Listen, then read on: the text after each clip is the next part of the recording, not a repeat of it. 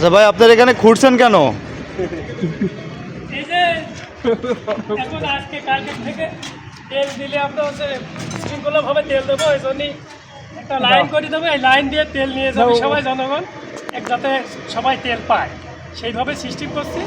প্রশাসনের সহযোগিতায় আমরা এইগুলো করছি, যাতে সবাই তেল লাইনে। লাইন কি দুইটা হবে না 1 বাই 1 লাইন হবে? একটা লাইনে হবে, এই লাইন দিয়ে নিয়ে যাবে, এই দিক দিয়ে বের হয়ে যাবে। দুই সাইড দিয়ে ঢোকার কোনো অপশন?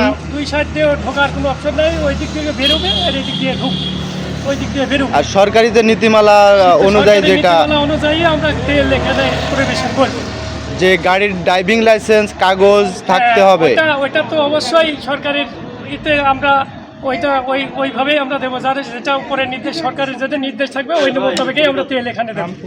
ওকে।